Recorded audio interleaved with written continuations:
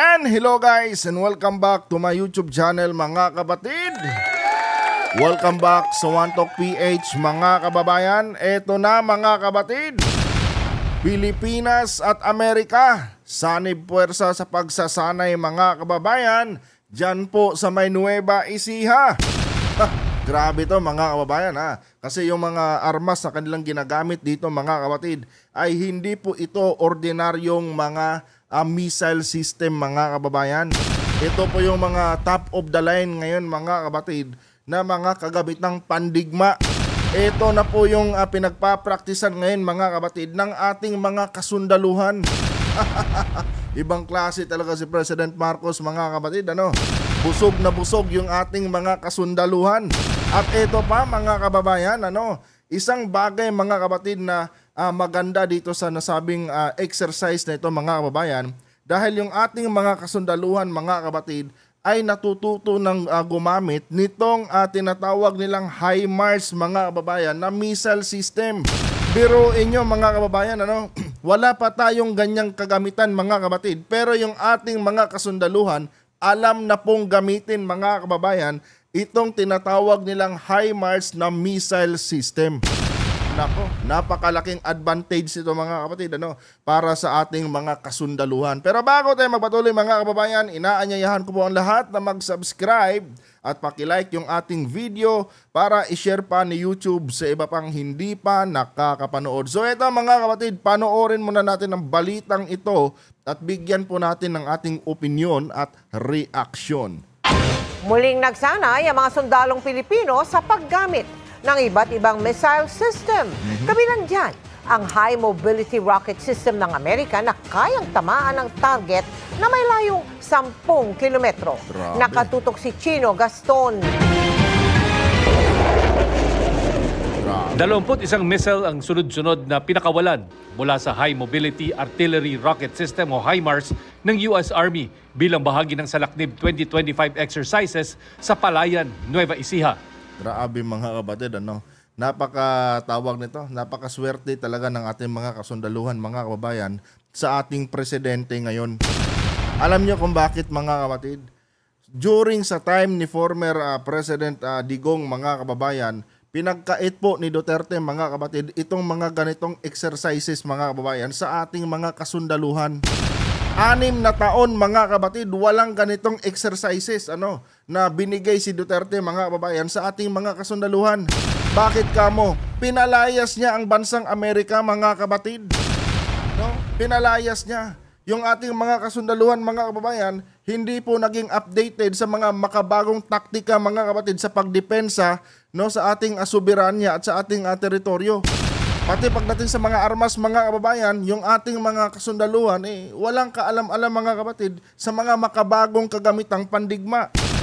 Di ba? Ganon mga kababayan ang nangyari under Duterte administration. However mga kapatid, pagdating ni President BBM, ito na mga kababayan, sunod-sunod na mga exercise mga kapatid, ano, ang ibinigay ni President Marcos dito sa ating mga kasundaluhan. Sa tulong po yan mga kababayan ng bansang Amerika. Ganon kagaling ang ating presidente mga kapatid.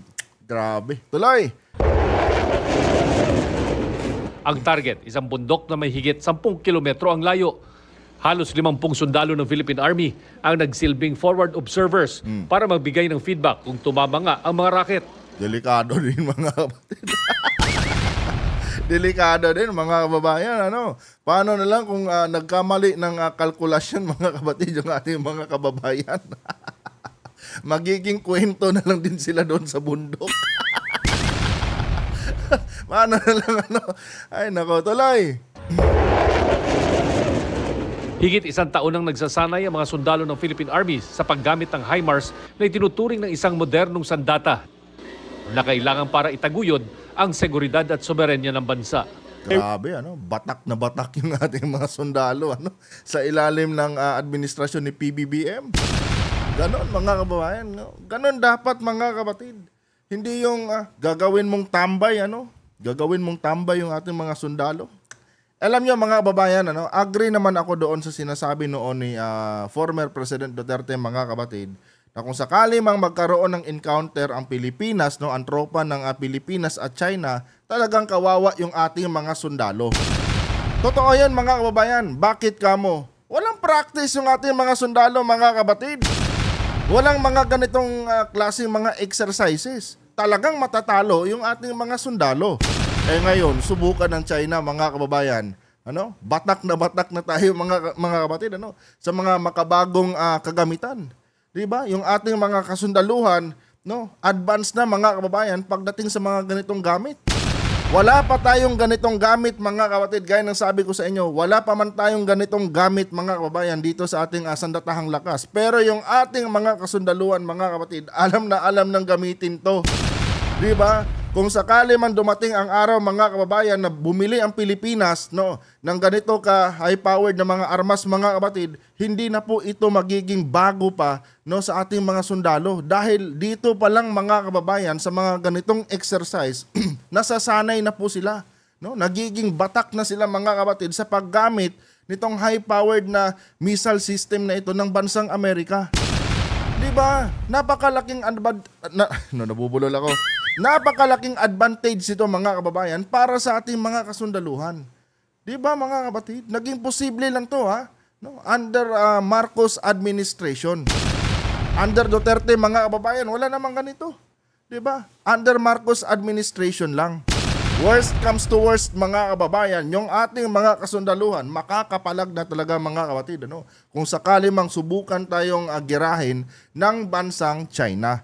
Idagdag mo pa na magtatayo ang Amerika dito ng kanilang factory mga kababayan sa mga armas. Nako, napakalaking pabor mga kababayan sa bansang Pilipinas yan. Tuloy! Here we have on our observation point 46 Filipino forward observers, and we also have the Philippine MLR regiment out here with us today that are training on the HIMARS. They're absolutely ready to use the HIMARS system. Di ba mga kapatid? Kano na nagsabi mga kababayan, alam na, ready na yung ating mga kasundaluhan na gumamit ng HIMARS. Alam na nilang gamitin to mga kababayan. Kinumpira man ng sundalong Amerikano mga kapatid na alam na i-operate ng ating mga kasundaluhan itong missile system na ito. Napakalaking bagay niyan mga kababayan para sa ating mga sundalo. 'Di ba? Wala pa man sa Pilipinas 'yan, wala pa tayong ganyang gamit pero alam na i-operate ng ating mga sundalo. Lugi ba ang Pilipinas sa ganitong mga exercise mga kapatid? Puro China na lang ang magsasabi mga kababayan, yung mga kababayan na lang nating pro China ang magsasabi na lugi ang Pilipinas. 'Di ba? Syempre mga kababayan, parang kumbaga sila kasi mga kapatid may mga crab mentality. Lahat sila, itong mga supporters ni Tatay Diggs nyo, puro may crab mentality mga kababayan. Gusto nilang hilain pababa yung ating sandatahang lakas. Ayaw nila na nagiging updated yung ating mga kasundaluhan mga kapatid sa mga ganitong armas. Kasi nga mga kababayan, gusto nila yung inaapi lang tayo ng China. 'Di ba? Kaya nga ayaw nila sa Amerika mga kapatid dahil gusto nila na yung China mga kababayan ang maghari dito sa Pilipinas. At yung mga sundalo natin kawawain ng mga incheck. 'Di ba? Yun naman yung punto ng mga kababayan nating pro China mga kababayan Gusto nila mga kapatid na ibigay na lang yung ating bansa sa bansang China. Ang Marcos admin nanindigan, walang kahit kaunti, walang ibibigay ang Pilipinas sa bansang China, Ang sa Pilipinas ay sa Pilipinas. Kaya ngayon, ang ginawa ni PBBM mga kapatid, binigyan ng mga ganitong nabubulol ako. Binigyan ng mga ganitong exercises yung ating mga kasundaluhan, which is pabor mga kababayan, pabor sa ating mga sundalo itong mga ganitong klase ng exercises. Diba? Biruin mo, sobrang advanced na ng ating mga kasundaluhan mga kapatid. At nakakasabay na tayo ngayon sa mga makabagong taktika sa pagdepensa. Yun ang pinakamagandang ginawa talaga mga kababayan ng ating Presidente Marcos. Tuloy! They're training on the HIMARS. They're absolutely ready to use the HIMARS system. They are going to continue training with us. This exercise will help us improve our long-range precision shooting skills and ensure that our forces can work together to protect our sovereignty. Alam niyo mga kababayan, lahat ng ito mga kapatid, para po ito sa ating bansa. No? Lahat ng mga exercises na ito na binibigay ng ating Pangulo mga kababayan sa ating mga kasundaluhan, para po ito sa pagdepensa at pagprotekta mga kapatid sa ating mga teritoryo. Diba? Isang bagay mga kapatid na napakalaking bagay para sa ating mga kasundaluhan. Yung binigyan sila ni Presidente Marcos ng mga ganitong opportunity, 'di ba? Na ma-update sila, no? Mag-upgrade yung kanilang mga kaalaman, no? Pati sa mga armas na kanilang ginagamit ay magiging updated na rin sila mga babayan, 'di ba? Dahil nga mga kapatid, itong mga armas na ito ay hindi po ito basta-basta, no? Gawang Amerika po 'yan at ito po yung ginagamit ngayon mga kababayan ng Amerika, no, sa kanilang bansa at dinala dito sa Pilipinas para, no, bigyan ng pagkakataon yung ating mga kasundaluhan na matutunan itong gamitin. Diba? Napakagaling talaga ng ating presidente mga kapatid. No? Kaya suportado ko si President BBM mga kababayan. Although hindi naman ako Marcos loyal, suportado ko si PBBM mga kapatid. Dahil nakita ko po kasi, no, yung kanyang malasakit mga kababayan sa ating bansa. Diba? Unlike dati mga kapatid sa nakaraang administrasyon na halos, alam mo yun, halos sirain na ni Duterte yung bansa natin mga kababayan. Ano? Biruin mo yung mga isla natin, ano, yung mga katubigan natin, sinasakop na talaga ng literal mga kababayan ng bansang China. At ito nga ang resulta mga kababayan, ano, yung ating mga Coast Guard ngayon, yung ating mga Navy mga kapatid na pressure dahil nandoon na, no, napwestuhan na talaga ng China mga kababayan yung ating katubigan. Paano? Binigay ni Duterte doon no? Binigay sa China I love China daw mga kababayan Tuloy! Bukod sa HIMARS, nagsasanay din ang Philippine Army sa paggamit ng Typhoon Medium Range Capability Missile System at pinag-aaralan din ang pagbili ng BrahMos Medium Range Missiles na nauna nang na-deliver sa Philippine Marines. Grabe na to. PBBM, sobra-sobra na yan. Diba? Galit na naman ang China dito mga kapatid. No? Isang bagay talaga mga babayan na kung bakit ayaw ng China na nandito ang Amerika mga kapatid dahil sa mga ganitong bagay. 'Di ba? Tinuturuan kasi tayo ng mga Amerikano kung paano gamitin tong mga ganito ka high-powered na armas Kaya ang China mga kababayan ayaw nila ng ganyan. 'Di ba? Ayaw nila, gusto nilang magmukhang bobo mga babayan ng mga sundalong Pilipino. Nang sa ganon, pwede nilang alipustahin kung kailan nila gusto.